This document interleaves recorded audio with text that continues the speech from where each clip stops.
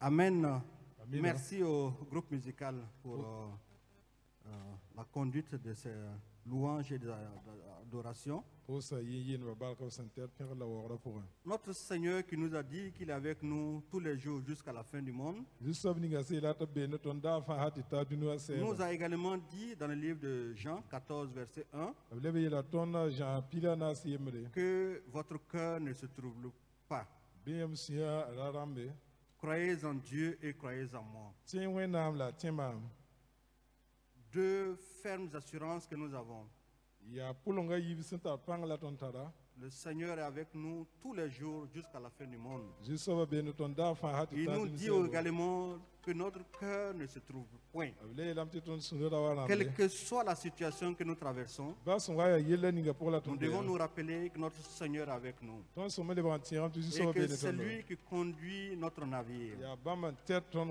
Ce matin, nous allons nous tenir debout. Nous allons tous ensemble prier pour cette assurance que le Seigneur nous donne. Il est avec nous dans toute situation. Et qu'il nous rassure que notre cœur ne se trouve pas. Quelle que soit la situation que nous traversons, qu'elle soit mauvaise, ou qu'elle soit bonne, que nous ayons cette assurance, que nous ayons cette certitude que le Seigneur est avec nous.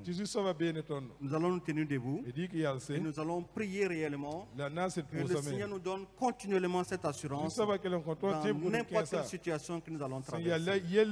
Prions ensemble. Seigneur, ce matin, nous voulons te bénir, te remercier.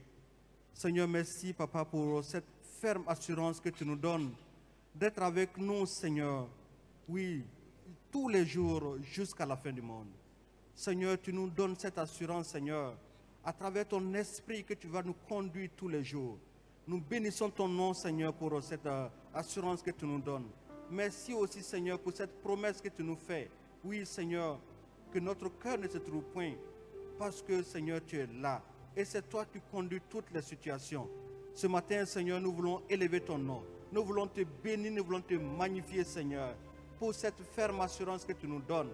Merci, Seigneur, pour cette promesse que tu nous fais d'être avec nous, Seigneur, dans toutes les situations. Seigneur, quelles que soient les situations que nous allons traverser, nous te faisons confiance. Nous avons les regards fixés sur toi, parce que nous savons que c'est toi qui conduis, Seigneur, notre navire. Et Père, c'est pourquoi nous voulons te bénir ce matin. Te dire merci, Seigneur, pour cette ferme assurance que nous avons, Seigneur. Merci, Père, au nom de ton Fils Jésus-Christ. Amen. Amen. Nous allons continuer à prier toujours par rapport à cette situation que nous connaissons de pandémie. Nous allons ce matin prier pour notre assemblée. Pour ceux qui ont pu venir, ceux qui n'ont pas aussi pu venir, comme vous le savez bien. Nous allons prier que le Seigneur continue d'étendre sa main puissante sur notre assemblée. Nous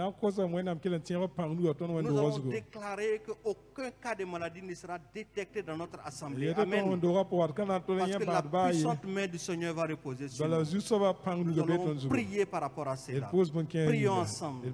Seigneur, ce matin, nous voulons élever ton nom, Seigneur, pour te confier notre assemblée, Seigneur.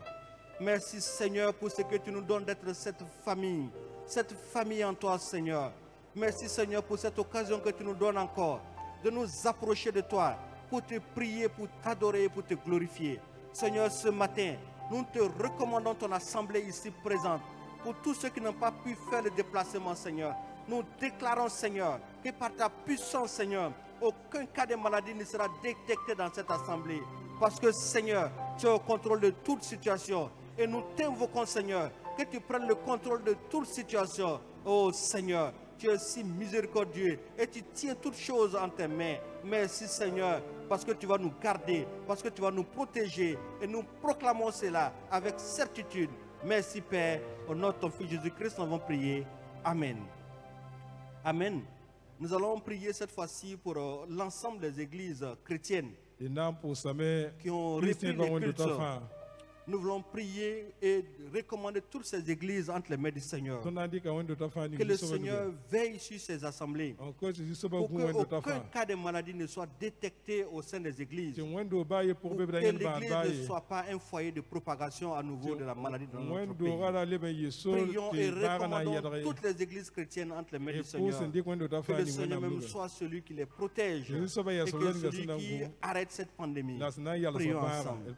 Seigneur, ce matin, nous voulons penser à toutes les églises qui se réunissent en ce moment même dans notre pays, Seigneur. Nous prions, Seigneur, que tu sois le protecteur, Seigneur, de ces assemblées. Nous prions, Seigneur, que toi-même, Seigneur, tu édictes, Seigneur, Seigneur, ces mesures barrières, que tu chasses la pandémie, Seigneur, pour qu'aucun cas de maladie ne soit déclaré, Seigneur, au sein de tes assemblées, Seigneur. Parce que, Seigneur, toi, tu les auras protégés. Et nous le proclamons maintenant. Sois le protecteur, Seigneur, des églises, Seigneur, qui se réunissent. Merci, Seigneur. Parce que, Seigneur, tu couvres, Seigneur, tes assemblées par ton sang précieux. Nous le disons maintenant et le proclamons. Parce que tu le feras. Oh, Seigneur, que ta protection repose, Seigneur, sur tes assemblées. Merci, Seigneur, pour ce que tu le fais. Merci. Merci, Papa. Au nom de ton Fils Jésus-Christ. Amen. Nous allons prier maintenant pour le pays tout entier. Nous allons prier que le Seigneur continue d'agir et qu'il puisse briser entièrement la chaîne de contamination de la maladie dans notre pays. Que les jours à venir, que nous puissions voir qu'il y a 0 cas de contamination dans notre pays. Amen. Et que le Seigneur aussi suscite et qu'il donne qu'il y ait beaucoup de guérisons aussi. Et qu'il arrête complètement cette pandémie dans notre pays. Prions ensemble. Seigneur, nous voulons élever ton nom et te recommander, Seigneur, notre pays. Face à cette maladie, Seigneur, oui, nos regards sont tournés vers toi. Seigneur, nos cœurs ne sont point troublés parce que nous croyons en toi, Seigneur. Et nous avons cette ferme assurance, Seigneur, que tu peux agir, que tu peux briser, Seigneur, la chaîne de transmission dans notre pays. Seigneur, que tu peux arrêter cette maladie dans notre pays parce que tu as le pouvoir de le faire. Et Seigneur, c'est pourquoi nous t'implorons ce matin. Nous t'implorons, nous te demandons, Seigneur, que tu agisses maintenant, que tu brises la chaîne de transmission. Oh Seigneur, nous te prions pour les malades, ceux qui sont couchés, oh Seigneur, à l'hôpital, à Tenganogo et ailleurs, Seigneur. Étends ta main de guérison, Seigneur, pour que nous puissions voir ton miracle s'opérer, qu'il y ait des milliers de guérisons maintenant. Seigneur, nous te prions parce que nous savons que tu vas le faire et que nous allons encore te glorifier les jours à venir. Merci, Seigneur, pour ces centaines de guérisons que tu opères. Merci, Père, au nom de ton Fils Jésus-Christ. Amen. Pour terminer, nous allons prier pour un sujet aussi préoccupant. C'est la situation sécuritaire dans notre pays. Nous n'allons pas nous lasser toujours de prier par rapport à ce sujet. Notre Seigneur est souverain. Et rien ne le surprend et rien ne le dépasse. Et il nous rassure encore que de ne point être troublé. Nous voulons encore prier par rapport à cette situation. Et lui demander que dans sa souveraineté, que lui-même puisse agir. Qu'il puisse rétablir la paix dans notre pays. Prions ensemble. Seigneur, nous élevons ton nom, Seigneur, ce matin. Nous bénissons ton nom, Seigneur, ce matin, pour notre pays, notre beau pays, le Burkina Faso. Seigneur, c'est par ta volonté que ce pays existe. Et c'est pourquoi, Seigneur, ce matin, nous venons vers toi, Seigneur, pour te confier ce pays. Seigneur, la situation sécuritaire dans ce pays. Seigneur, nous savons que rien n'est au-dessus de toi. Rien ne te surprend et rien ne te surpasse également. Seigneur, nous sommes confiants que tu peux agir et arrêter cette crise en un clin d'œil, Seigneur. C'est pourquoi, Père, nous te prions que ta seule volonté soit faite et que, Seigneur, tu repousses, Seigneur, ces barbares hors de notre pays. Que tu donnes la paix dans notre pays. Seigneur, nous t'implorons. Parce que nous savons que tu peux le faire. Et Seigneur, nous demandons, Seigneur, ta grâce. Nous demandons ta grâce, Seigneur, pour notre pays. Merci, Père. Merci, Papa. Parce que tu le feras pour la gloire de ton nom. Merci. Sois béni, sois loué, Père. Merci, Papa. Au nom de ton Fils Jésus-Christ. Amen. Amen. Veuillez vous asseoir.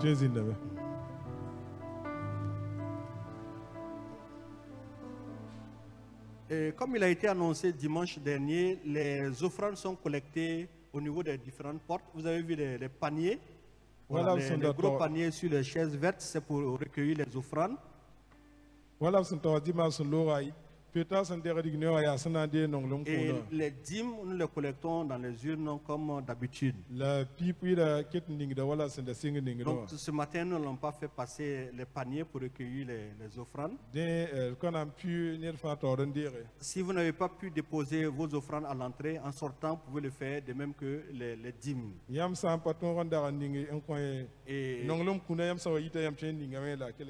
je vais inviter le groupe musical à donner un chant. Et après, nous allons venir prier pour ça.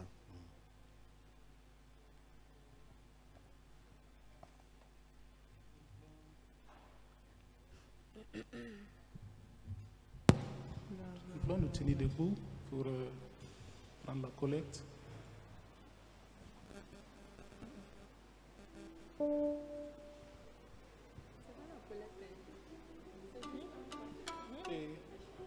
Ok. Ok. Pas de commentaire. Oh mon Dieu, qui est bon comme toi, maître des cieux et de la terre.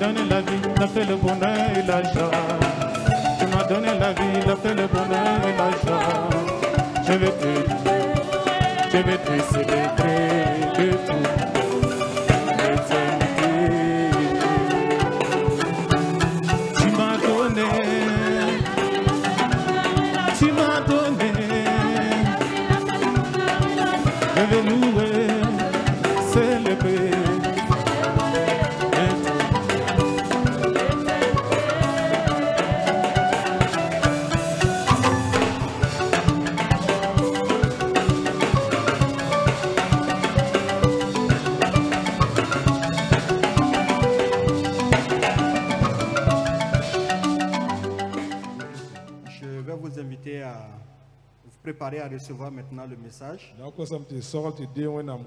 J'invite le pasteur à bien vouloir s'avancer.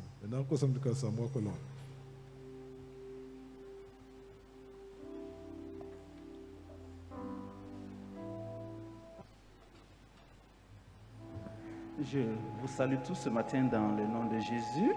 Nous sommes encore reconnaissants au Seigneur pour cette semaine. Surtout l'occasion qui nous donne de nous retrouver une fois encore dans sa sainte maison. C'est toujours une joie pour le peuple de Dieu de se retrouver ensemble, de communier, de partager, n'est-ce pas, ces moments avec les frères, les sœurs, mais surtout un moment de communion avec notre Seigneur.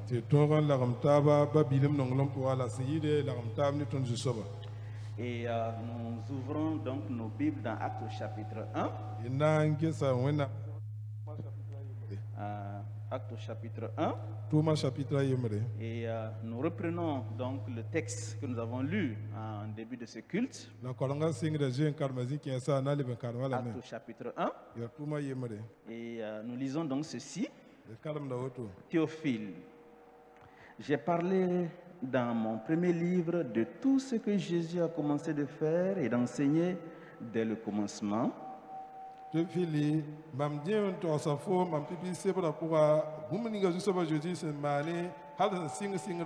Jusqu'au jour où il fut enlevé au ciel après avoir donné ses ordres par le Saint-Esprit aux apôtres qu'il avait choisis.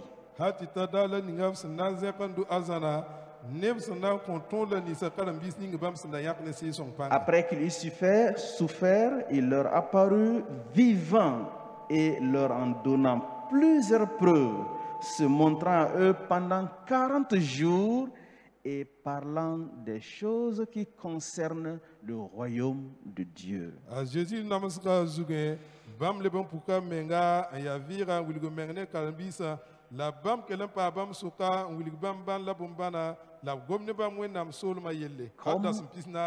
Comme il se trouvait avec eux, il leur recommanda de ne pas s'éloigner de Jérusalem, mais d'attendre ce que le Père avait promis, ce que je vous ai annoncé, leur dit-il.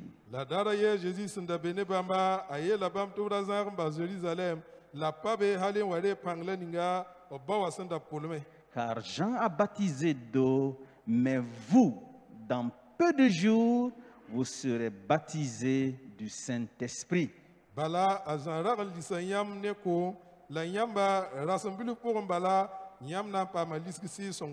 Alors les apôtres réunis lui demandèrent, Seigneur, est-ce en ce temps que tu rétabliras le royaume d'Israël?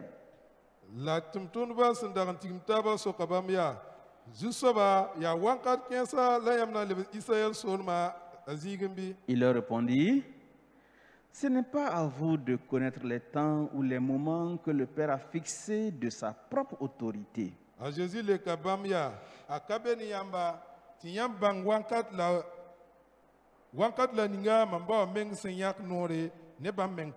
Mais vous recevrez une puissance, le Saint-Esprit survenant sur vous, et vous serez mes témoins à Jérusalem, dans la Judée, dans la Samarie et jusqu'aux extrémités de la terre.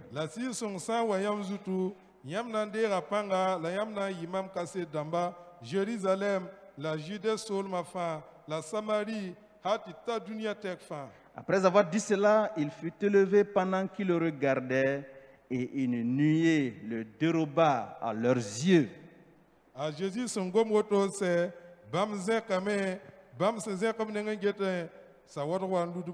Et comme ils avaient le regard fixé vers le ciel pendant qu'ils s'en allaient, voici deux hommes vêtus de blanc leur apparurent.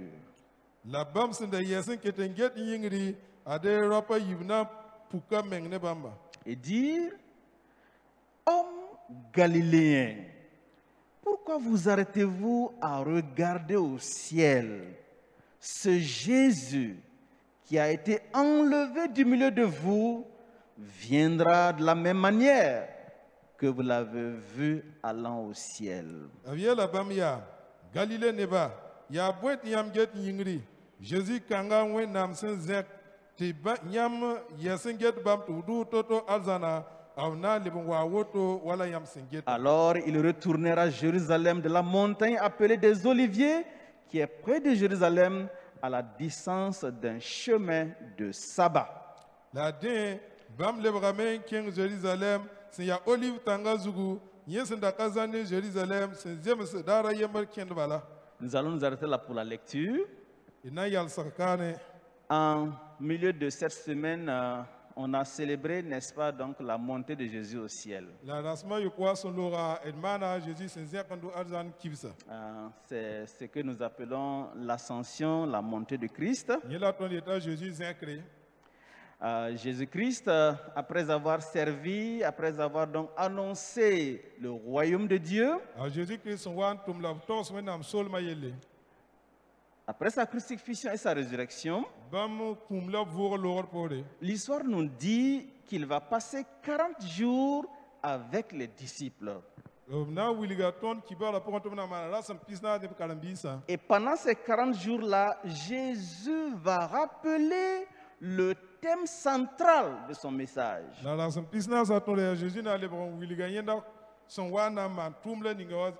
C'est ce thème qu'il a abordé pendant donc le temps que Jésus lui-même a passé sur la terre. Et les 40 jours, c'est comme s'il faisait une révision, puisqu'il rappelle encore le même message central. Et nous le trouvons au verset 3. Après qu'il eut souffert, il leur a paru vivant et leur donnant plusieurs preuves en se montrant à eux pendant 40 jours.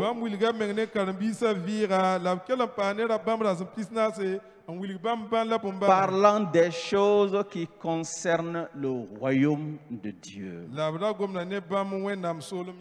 Et ce matin, nous allons donc parler un tout petit peu du royaume de Dieu. Jésus rappelle son enseignement sur le royaume de Dieu, qui est le message central de l'évangile, qui est le message central de Jésus-Christ lui-même.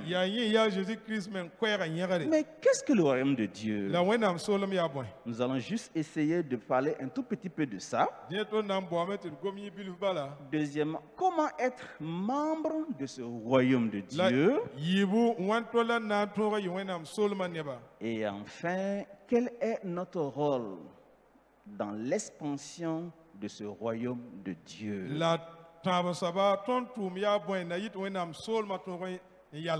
Qu'est-ce que le royaume de Dieu? Il faut rappeler tout de suite que l'expression le royaume de Dieu est identique à l'expression le royaume des cieux. Parce que vous allez voir cela donc dans les évangiles. Mais c'est juste un problème culturel. Luc et Jean utilisent l'expression le royaume de Dieu. Mais Matthieu, lui, il ne parle jamais du royaume de Dieu. Lui, il parle du royaume des cieux. Mais il y a une raison. Matthieu étant juif, il était strictement presque interdit aux juifs de prononcer le nom de Dieu parce qu'il est saint. Et ils ont trouvé toujours d'autres moyens, Dieu Tout-Puissant, El Shaddai, Éternel, ils vont trouver plein d'autres termes. D'ailleurs, chaque fois que les scribes, ceux qui ont repris les textes, l'histoire nous apprend que quand ils écrivent et qu'ils arrivent au nom de Dieu, le scribe se lève, il y a une piscine tout juste à côté. Et si vous avez l'occasion de visiter donc Jérusalem, vous allez voir donc cet endroit. Il entre donc dans la piscine. Il prend donc une douche. Il prend une douche, se lave. Et il y a les escaliers. Et quand il finit de se doucher, il y a d'autres escaliers par là où il doit remonter afin d'aller écrire le nom de Dieu. Donc chaque fois qu'on doit écrire Dieu, on reprend la même scène. Et Matthieu, ayant grandi dans cette atmosphère, utilise le terme le royaume simplement des cieux. Mais c'est la même chose, le royaume de Dieu, c'est aussi le royaume des cieux. Le royaume de Dieu, mais c'est le règne de Dieu. C'est simplement ça. C'est le règne de Dieu. C'est la sphère de gouvernement de Dieu et de son autorité. Et notre désir, c'est que Dieu règne, qu'il règne dans nos cœurs. Que le règne de Dieu vienne sur la terre. Que le royaume de Dieu s'établisse dans nos maisons. Les Juifs attendaient ce royaume. Mais eux, ils voyaient un royaume matériel. Un royaume physique, terrestre et immédiat. D'ailleurs, c'est ce qui fait qu'il y a une dame qui est venue voir Jésus dans l'évangile de Matthieu au chapitre 20, le verset 20. Les dames sont très sages, très intelligentes. Elle amène ses deux fils. Comme Jésus parle du royaume. Elle dit, cette affaire est sérieuse. Moi, je préfère aller voir le maître, négocier de la place pour mes deux fils. Et puis elle vient, elle dit à Jésus, quand tu vas établir ton royaume là, mais un de mes fils à ta gauche et l'autre à ta droite. Elle est très intelligente. S'il y a gouvernement à placer, lui, ses fils doivent être bien placés déjà. Parce que dans la pensée des Juifs, ils voyaient une libération. Et que le royaume de Dieu, il est tout de suite et maintenant. Et c'est pourquoi les gens s'empressaient de trouver de la place dans ce royaume de Dieu. Et Jésus dit dans l'évangile de Luc au chapitre 17, verset 21, en parlant du royaume de Dieu, il dit que on ne dira pas il est ici ce royaume-là. Ou il est là. Car voici le royaume de Dieu est au milieu de vous. Le royaume de Dieu est déjà là, il est présent. Et c'est pourquoi Jésus disait à Nicodème, Nicodème, pour entrer dans ce royaume de Dieu, tu dois naître de nouveau. Jésus dit, mon royaume n'est pas de ce monde. Le royaume de Dieu, il est présent en la personne de Jésus-Christ, mais il est aussi un royaume futur, en ce sens qu'il n'est pas totalement accompli quand toutes choses donc vont prendre fin. Le roi va régner en maître absolu sur toutes choses. Et c'est pourquoi nous pouvons penser à un royaume aussi futur. Mais nous devons savoir qu'entre le royaume de Dieu et l'Église, il y a une petite différence. C'est vrai que le royaume de Dieu et l'Église sont intimement liés, mais ne sont pas tout à fait identiques. Parce que le royaume de Dieu, il englobe toutes les activités liées au salut de l'homme. La rédemption, la transformation de l'homme, le changement de vie intérieure, tous les ministères et tous les miracles, tout ce que Dieu par Jésus continue à faire constitue le royaume de Dieu, alors que l'Église est juste une assemblée, un peuple acquis pour le Seigneur, un rassemblement de chrétiens, de ceux qui ont accepté Jésus comme leur Seigneur et leur Sauveur. Et c'est pourquoi il y a des débats aujourd'hui sur le royaume de Dieu. Il y a des débats où certains théologiens pensent qu'il y a le déjà et le pas encore là. On pense que le royaume de Dieu, il y a un groupe qui pense que le royaume de Dieu est déjà là. Et il y en a qui pensent que non, il n'est pas encore fait, il n'est pas encore total le royaume de Dieu. D'où l'expression le déjà et le pas encore. Jésus a longuement parlé du royaume de Dieu. Matthieu 6, 33, cherchez d'abord le royaume de Dieu. Le chapitre 12, le verset 28. Le chapitre 24, le chapitre 19, le verset 24, toujours de l'évangile de Matthieu. Marc au chapitre 1, le verset 15. Le royaume de Dieu est proche. Marc au chapitre 9, le verset 47. Si ton œil droit est pour toi une occasion de chute, il faut l'arracher. Il vaut mieux entrer donc borgne que d'entrer donc voilà, dans le royaume des cieux.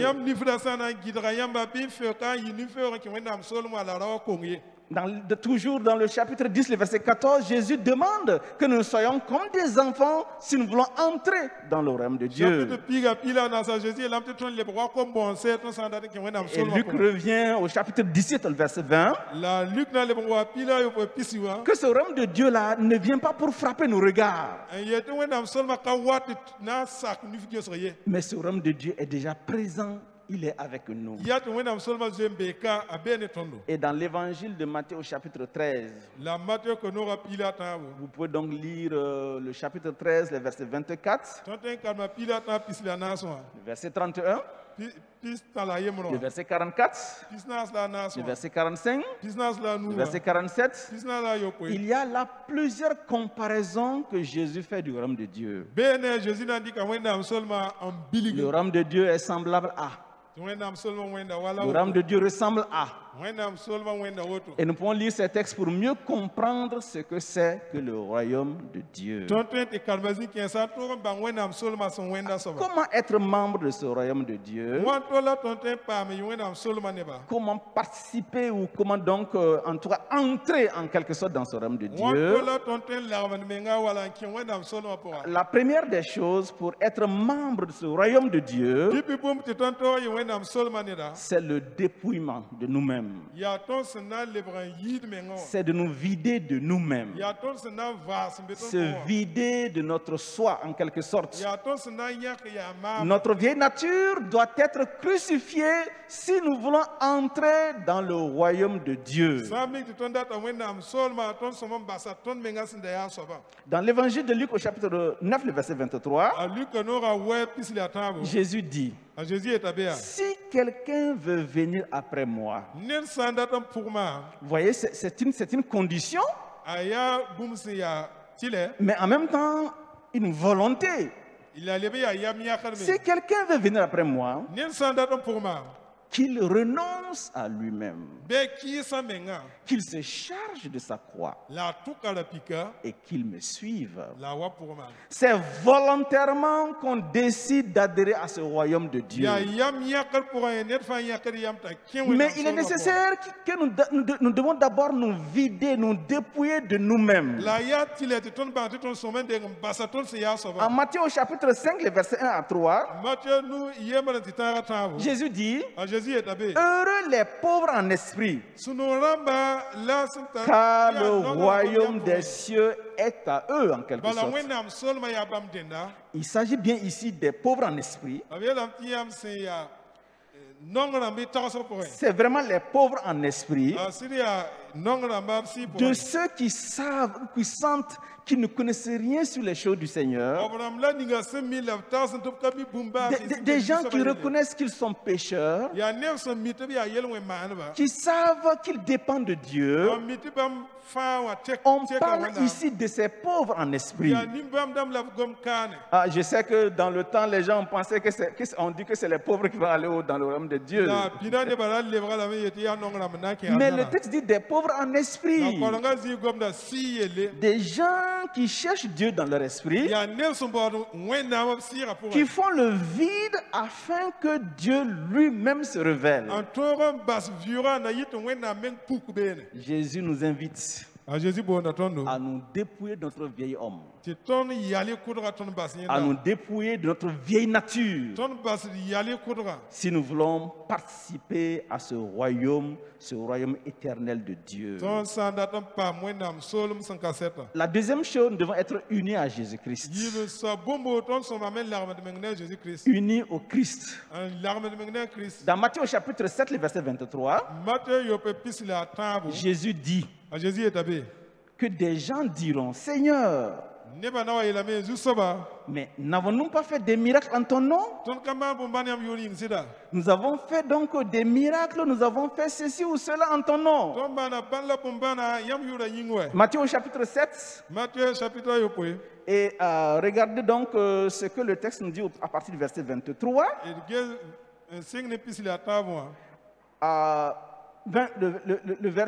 Le verset 21. Ceux qui disent Seigneur, Seigneur, n'entrons pas tous dans le royaume des cieux, mais celui-là seul qui fait la volonté de mon Père qui est dans les cieux.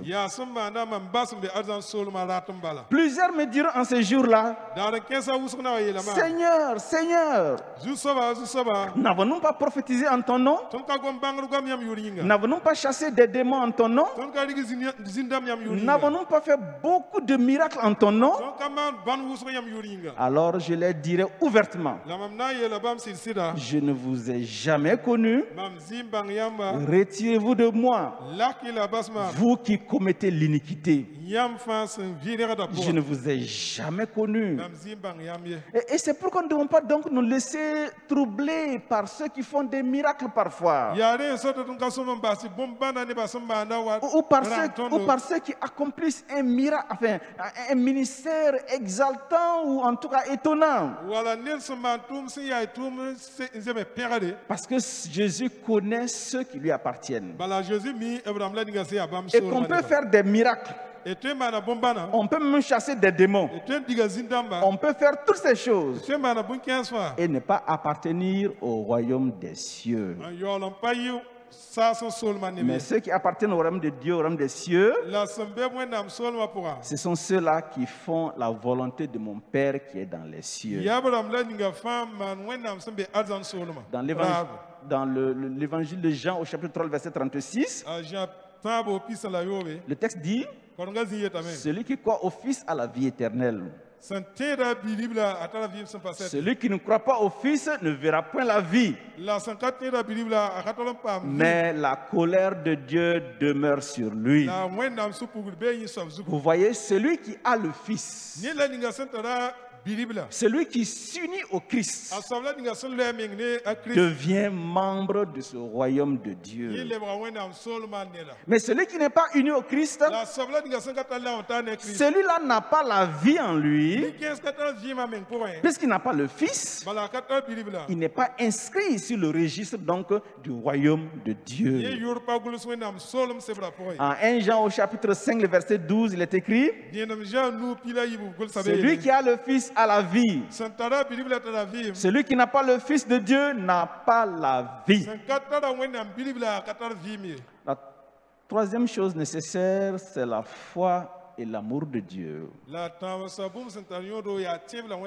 Jacques au chapitre 2, le verset 5 dit, Dieu n'a-t-il pas choisi les pauvres aux yeux de ce monde pour qu'ils soient riches en la foi et héritier du royaume qu'il a promis à ceux qui l'aiment. Donc des gens qui ont la foi et des gens qui l'aiment, qui aiment le Seigneur. Dieu doit être la première place dans notre cœur. Il doit être à la première place dans notre cœur. D'ailleurs, dans le commandement que le Seigneur va donner à Israël, il est clairement dit, Israël, écoute, tu aimeras le Seigneur ton Dieu d'abord.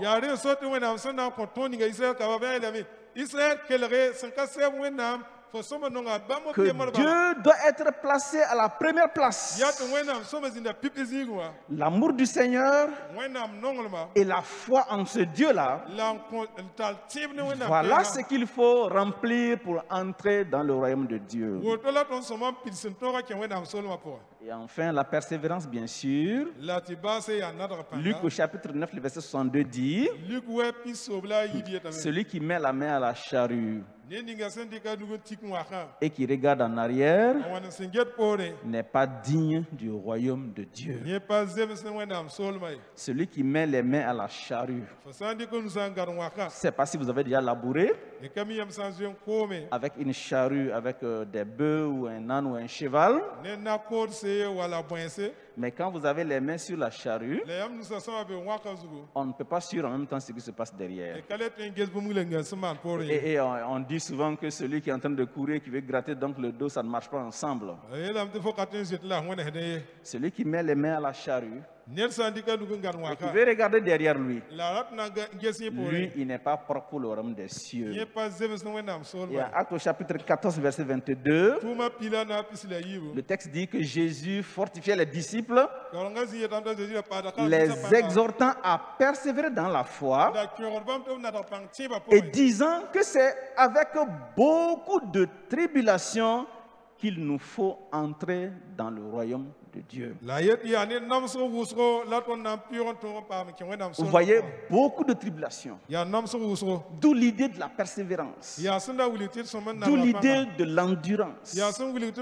Que ce royaume des cieux-là, nous pouvons y accéder avec beaucoup de tribulations. Et nous avons besoin de la persévérance, de l'endurance, pour pouvoir donc entrer dans ce royaume des cieux. Naturellement, notre rôle en tant que chrétien dans l'expansion de ce royaume des cieux, c'est ce que le Seigneur a dit en Actes au chapitre 1 que nous avons lu. Nous devons contribuer à étendre ce royaume des cieux. Et le Seigneur dit, mais vous recevez une puissance. Le Saint-Esprit surviendra sur vous. Et vous serez mes témoins à Jérusalem, dans la Judée, dans la Samarie et jusqu'aux extrémités de la terre. Vous et moi, nous sommes appelés à travailler à la croissance de l'Église. Nous sommes appelés à œuvrer pour l'expansion de ce royaume de Dieu. En commençant par notre famille, notre Jérusalem. Notre famille plus élargie. Nos proches, nos amis et nos parents.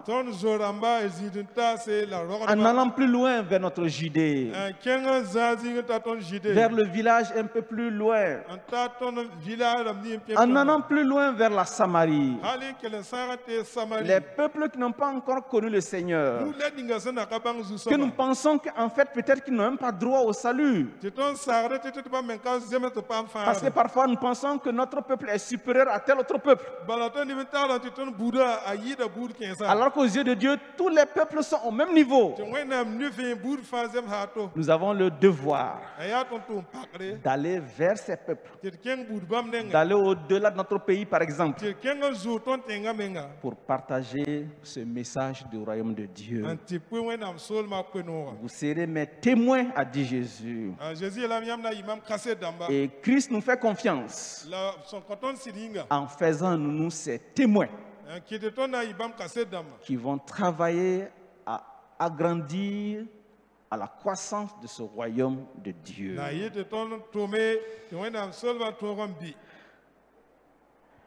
Un fermier, un vieux fermier rend visite donc à son fils aux États-Unis. Il va voir son fils. Son fils était un sénateur. Un sénateur. Et pendant la visite de son fils, son fils reçoit la visite de l'ambassadeur de la Belgique, qui est aussi donc venu pour voir son ami le sénateur. Et dès qu'ils ont fini les salutations, Et que le fils a présenté son ami l'ambassadeur à son papa. Et qu'il a présenté son père à l'ambassadeur. Le vieux fermier dit à l'ambassadeur. Connaissez-vous Jésus? Est-ce que vous avez fait la paix avec lui? Est-ce que Jésus vous connaît? Est-ce que vous êtes membre de son royaume? Et naturellement, son fils était gêné avec les questions de son père. Et vous savez, parfois, les pères, devant les enfants, vous êtes toujours un enfant pour lui. Hein? Il ne se gêne pas du tout. Et puis, le fils prend la parole pour changer le débat rapidement. Parce que l'ambassadeur était vraiment embarrassé par les questions du vieux. Quelques jours plus tard, le vieux fermier est décédé et l'ambassadeur de la Belgique écrit à son ami le sénateur. Et il dit, pendant mon séjour aux États-Unis, une seule personne m'a marqué. C'est ton père, le fermier, qui est décédé. C'est lui seul aux États-Unis qui s'est préoccupé de mon âme. Lui seul a eu le courage de demander si j'avais fait la paix avec Jésus. Je me prosterne devant donc ce grand homme qui s'est soucié de mon âme. Est-ce que nous nous soucions de l'âme des autres? Est-ce que nous avons le souci de l'âme de ceux que nous rencontrons tous les jours? Avons-nous le souci des âmes qui meurent sans Jésus-Christ? Avons-nous le souci de ceux que nous côtoyons tous les jours qui n'ont pas fait la paix avec Dieu? Dans l'évangile de Jean au chapitre 15, Jésus dit au verset 2, je paraphrase en disant ceci, Jésus dit, je suis le vrai sarment. Tout sarment qui ne porte pas de fruits sera coupé. Tout sarment qui ne porte pas de fruits sera retranché. Et plus loin, il dit ceci, la cognée est déjà mise à l'arbre. Tout sarment qui ne porte pas de fruits sera retranché. Il poursuit au verset 16 en disant, ce n'est pas vous qui m'avez choisi, mais moi je vous ai choisi et je vous ai établi afin que vous alliez et qu'on fasse quoi? Et que nous portons du fruit. Du fruit qui demeure. Porter du fruit qui demeure. Que nous sommes établis pour porter du fruit. Le Seigneur nous envoie en cette période où nous entrons dans la célébration de la venue de l'Esprit Saint à porter du fruit. Apporter beaucoup de fruits et du fruit qui demeure. Le royaume des cieux est ouvert à tout le monde. Beaucoup y sont déjà entrés, mais il y en a encore beaucoup qui ne sont pas entrés. Et nous avons le devoir de les approcher et de les faire entrer dans ce royaume de Dieu. Que Dieu nous aide et que Dieu nous bénisse dans cette grande mission au nom de Jésus. Amen.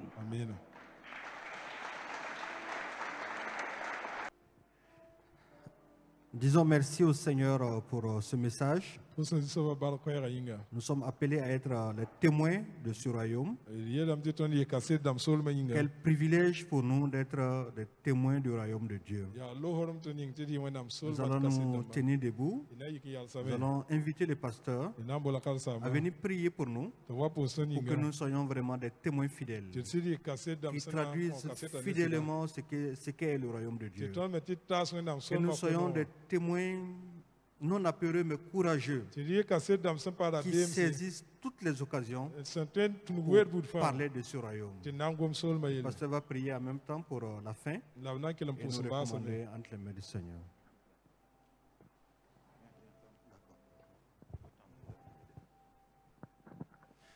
Seigneur notre Dieu, nous bénissons ton Saint-Nom ce matin. Alléluia. Pour tout ce que tu fais pour nous. Oui, Seigneur.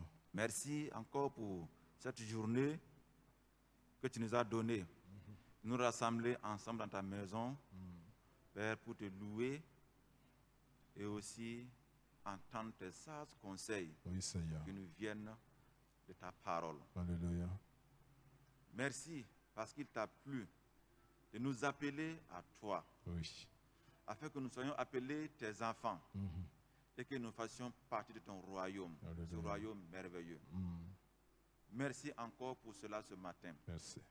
Et pendant que nous sommes Père éternel, tu nous demandes aussi un travail, tu nous demandes un service. Tu nous confies une mission, c'est de faire en sorte que toute personne aussi vienne dans ce royaume. Alléluia.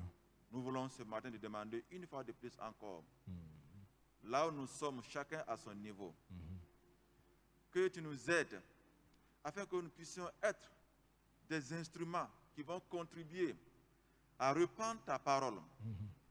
Des instruments qui vont permettre à ce que toute personne puisse voir la lumière qui est en toi, oui, Seigneur, recevoir l'assurance qui est en toi. Amen.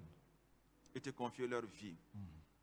Seigneur, que par la manière dont nous vivons, dont nous parlons, où nous comportons, ce que nous faisons en famille et en dehors de notre famille, que tout cela soit des canaux par lesquels, Père éternel, ton amour est vu, oui, et que des âmes viennent à toi pour être sauvées. Amen. Utilise-nous pour cela, Seigneur. Alléluia. Utilise-nous pour cela, Seigneur. Oui, afin que nous continuions à contribuer à faire grandir ton royaume autour de nous.